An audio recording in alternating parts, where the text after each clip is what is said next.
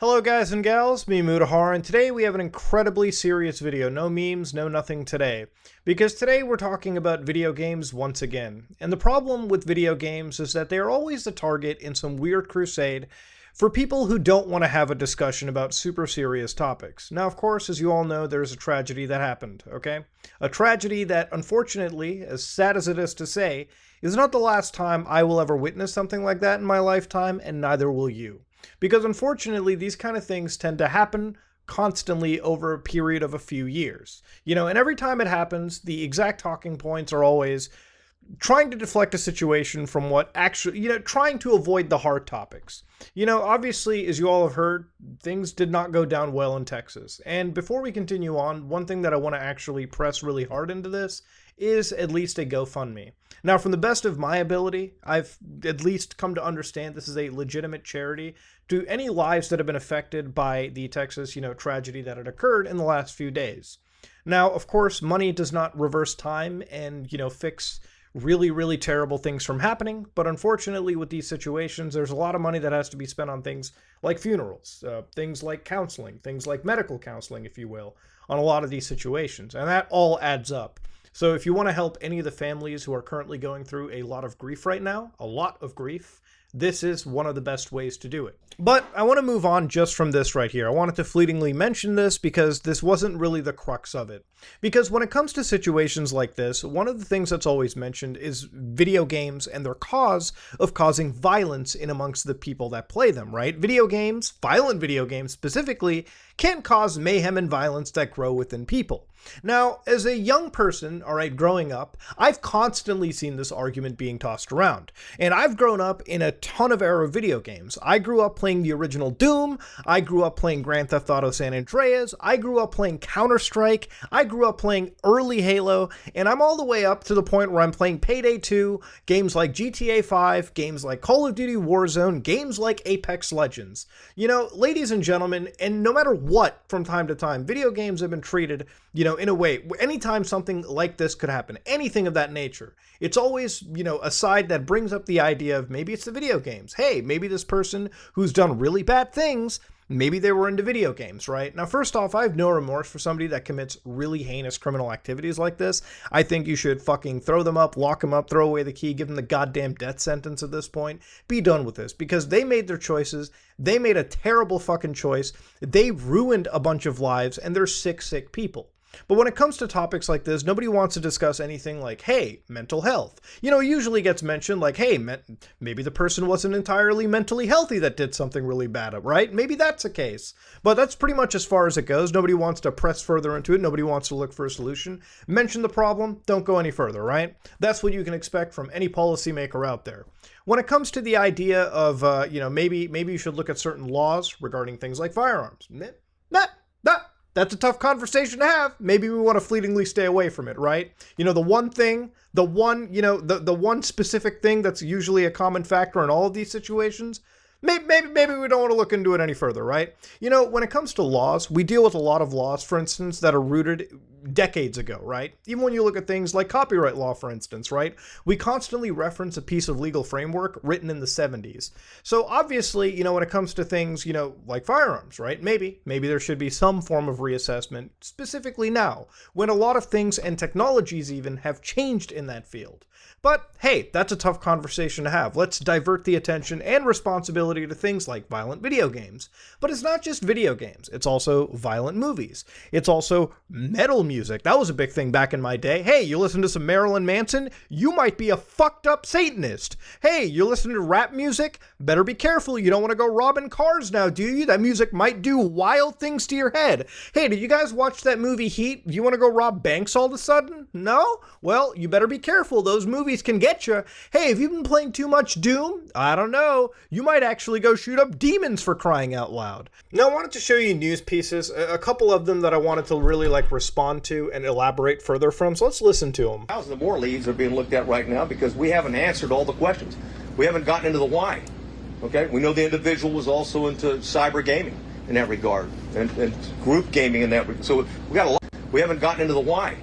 Okay, we know the individual was also into cyber gaming in that regard and group gaming in that regard. So we got a lot of questions are out there We're seeking answers, but So here he's talking about like looking up further leads, and I can respect further leads. You know, he's kind of hopping from point to point, but he mentioned cyber gaming. Yes, cyber gaming. I think this is a catch-all term. You know, it might include gaming on your cell phone, playing some of that Candy Crush, maybe playing some of that Call of Duty Warzone on your PlayStation 5. Hey, maybe going all the way up to playing some of that VR Pavlov. Who knows? It's all cyber gaming.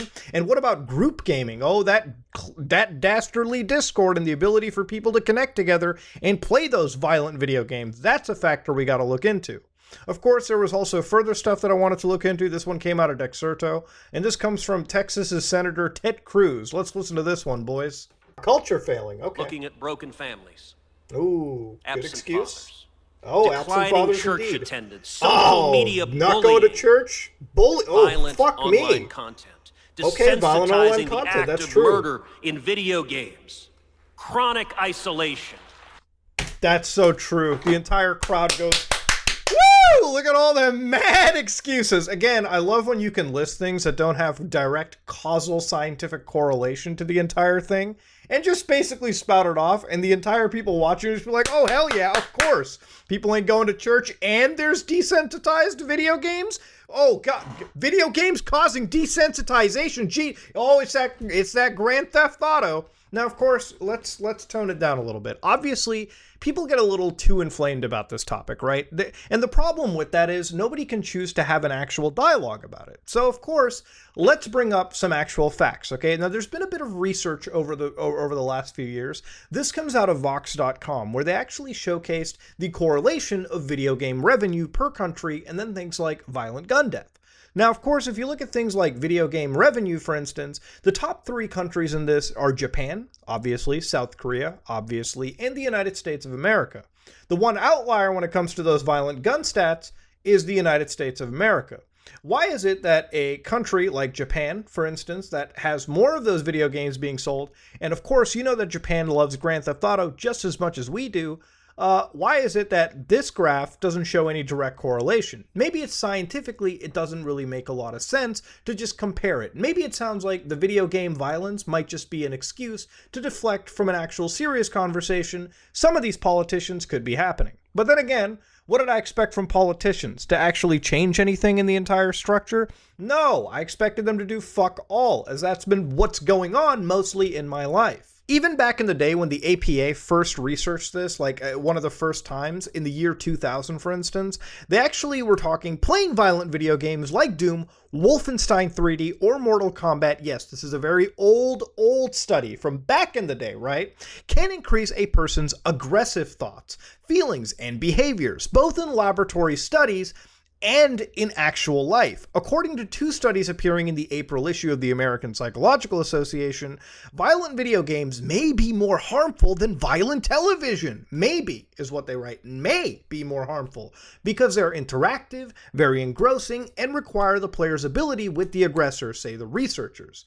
Now, of course, I have to kind of understand that when it comes to people mentioning violence in video games, let's be honest, they're not talking about Pong, okay? They're not talking about Super Mario Brothers. They're not talking about Need for Speed Underground, okay? They're not really focusing on that because those are not violent video games. Now, of course, I know some of you all are going to say like, hey, Muta, there was no violence before Pong. And you know what? According to some of these politicians, maybe that's what they want you to believe. But let's get into the actual crux and facts of it, right? These 3 games that they mentioned, Doom, for instance, right? Back in the day, this is the game. Yes, this is gameplay of Doom that people consider to be, inciting a bunch of violence within people, right? This was the first real example. Now, of course, beyond this, you had games like Counter-Strike. Now, of course, when I look in the year 2022, obviously games have gotten much more realistic. You can replace Doom with games like Call of Duty Warzone, where from a distance, it can look pretty staggeringly real. A lot of those gun mechanics look pretty real, right? Within reason. A lot of those reload animations look very real compared to games back in the day. Hell, a lot of that violence looks more realistic than the days of Doom, right? Where we're slaughtering demons. Even when I look at Grand Theft Auto, and back in my day, there used to be tons of people like Jack Thompson, for instance, the most prolific lawyer who was so against Grand Theft Auto, the biggest hard-on against Grand Theft Auto, somebody with like strict family values, if you will. decided to target Grand Theft Auto San Andreas, games like Grand Theft Auto 3, Vice City. And if you look at those games back in the day, for their time, they were pretty interesting, living city simulators, right? Like they were breathing living cities at the time. There's only so much you could do with 32 megabytes of memory on a PlayStation 2. And yes, you could go on rampages, you could drive your car really fast, you could get into police chases within that game. It's what made Grand Theft Auto Grand Theft Auto. And you know what? That franchise has gotten much more realistic. From a single player perspective, Grand Theft Auto 5, which I just recently replayed again, is a very, very, very realistic representation of Los Santos. Obviously, it's a parody, but the actual city simulation is pretty damn good. Driving around GTA 5's Los Santos is pretty much similar to driving around in real life, if we're going to be honest. The ability for you to get out in these very lifelike recreations of Southern California, whipping out an assault rifle, a pistol, a shotgun, and going to town in that game can be much more realistic, obviously, than games released on the PlayStation 2. And who knows how much realistic games are going to get. When games like GTA 6 drop, they're going to look much more realistic than games like GTA 5. When the newer iterations of Call of Duty come out, they're going to look much more realistic.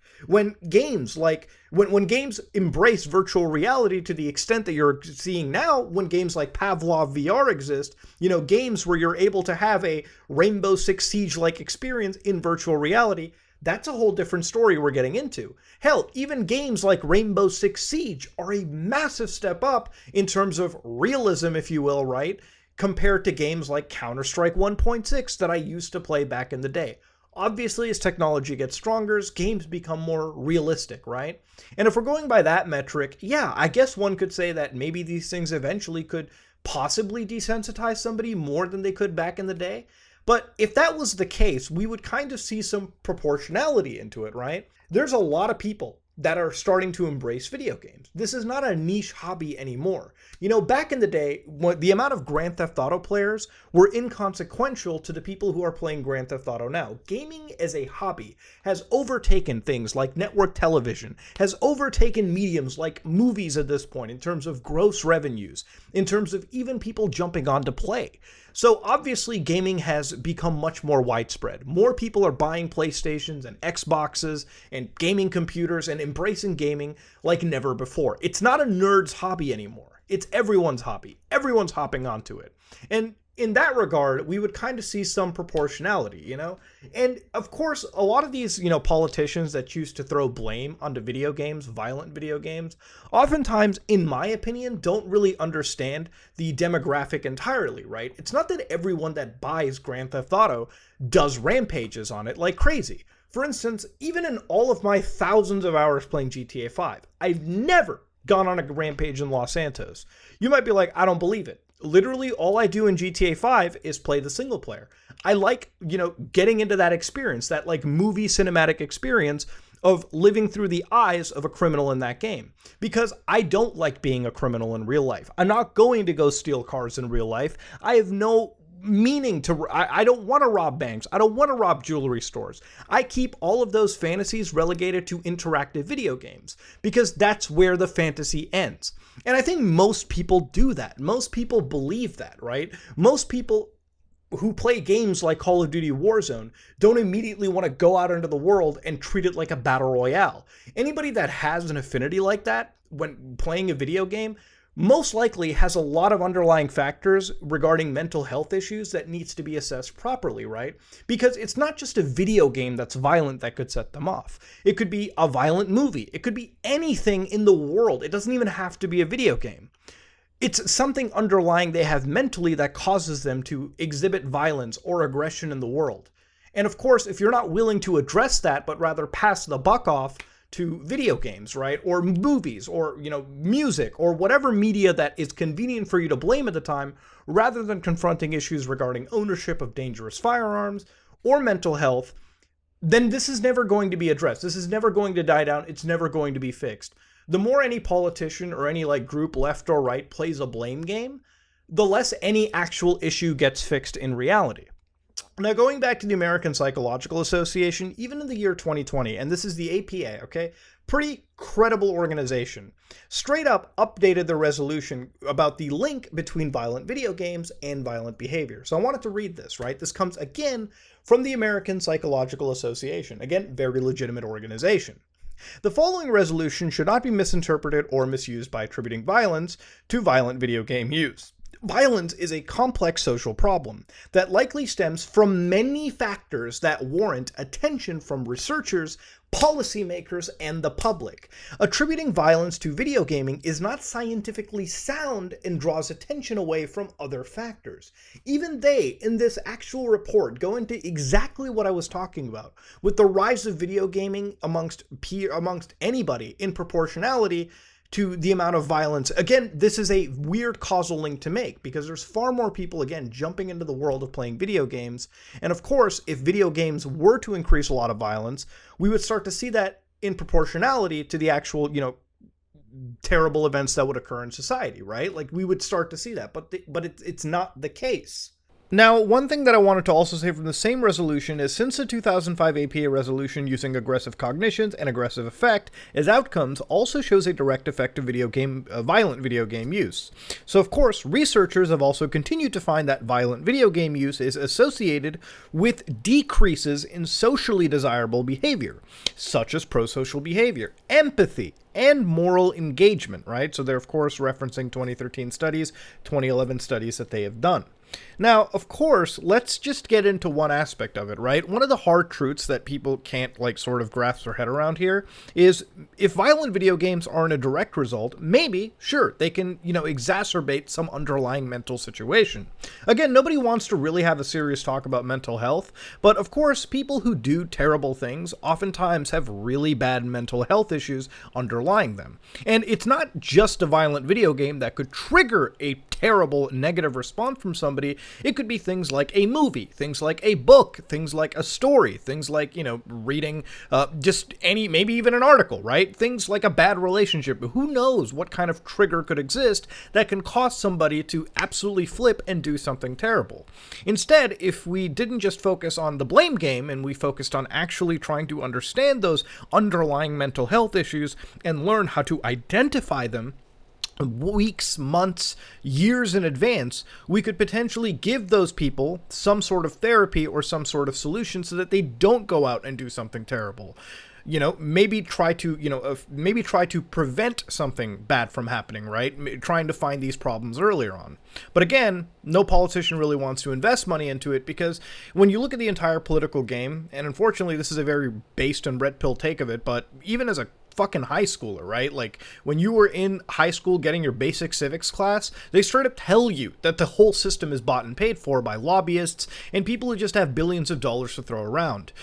Don't think that you have the ability to control a federal, state level, provincial level government, because those are often usually bought and paid for by big lobbyist groups, big organizations that really want to push their view of life, their agenda onto the rest of the world. It doesn't matter what you want, it really only matters what a billionaire group wants at the end of the day, as sad as that may sound, which is why a lot of these key issues never get addressed. Because every time somebody wants to address it, it all becomes one giant pissing match and nothing ever gets solved. And unfortunately, it's been like that for decades. It's been like that since my dad was a kid and my dad's dad was a kid. Unfortunately, it's a cycle that just seems like it can't be broken. Look, guys, we could talk about this topic forever, okay? But when it comes to things like violence in video games, it's also one of those reasons where I constantly like to remind adults that there are ESRB ratings, there are PEGI ratings on your video games. If you ever go to a store, right, and you're going to an EB Games, a GameStop, a Walmart, and your kid tells you, I want to buy the new Grand Theft Auto game. I want to buy the new, Call of Duty game. I want to buy that title, Mom, Dad, whatever. And, if you look at that title and look at it, like if you're going up and holding a box that says Grand Theft Auto in your hands, okay, a game, literally, the title of it is a criminal act that you are committing, okay? The bottom left of it will say M for mature. If you flip that box around, it'll tell you the game has violence, the game has nudity, the game has strong language, and if you still purchase that game for your child, even after reading all of that, then the onus is on you for the bad parenting, okay? Simple as that. And, you know, at the end of the day, obviously there's a case to be made that these kind of games kind of do advertise themselves to kids. Look, I was a kid at one point. Yes, of course, we all wanted to play M-rated games. Yeah, we wanted our parents to go buy us shit like that. And I will say, nowadays, one thing I definitely concede on is to play these M-rated games. It's a lot easier for younger kids to play M-rated games than when I was a younger kid. Nowadays, most of these titles are free-to-play titles. It's as simple as going onto PlayStation Network, Xbox Live, making an account with a false, you know, a date of birth, one that says you're over the age of 18, and then downloading all the M-rated free-to-play games that you want. I get it. I understand. It's actually a lot easy for kids to jump in and download violent medium all they want. But it's also up to the parents who buy these devices for their children, who let these devices run on their home networks to monitor them accurately. You know, if your kid is playing video games all day, maybe you should walk in and see what kind of video games that they're playing. Is that game violent? Are you okay with it? Well, the onus is kind of on you. But you know what? We can talk about bad parenting all we want. We can talk about any actual issue all we want. But unfortunately, these kind of tragedies will continue to happen in human history. And unfortunately, there's going to be a group of people that will find every excuse under the sun, like video games, to constantly pin that shit onto. Of course, video games are being targeted now, and you know what? They're going to be targeted from days on in. Look, you want to have an actual discussion about serious topics? Have an actual discussion about serious topics. But I firmly believe this whole video game violence shit is and always has been a clever, convenient excuse for a lot of these people to deliver to. I'm sorry if this video sounded that I was like really boring, you know, in the entire thing. I wasn't really getting all heated like I normally would, but this is an incredibly serious topic and it deserves to be treated entirely seriously, right? We got to treat this thing like a fucking adult, because clearly the politicians are not the adults in this entire situation. The people that should be the adults are the biggest fucking crybaby bitches I've ever seen.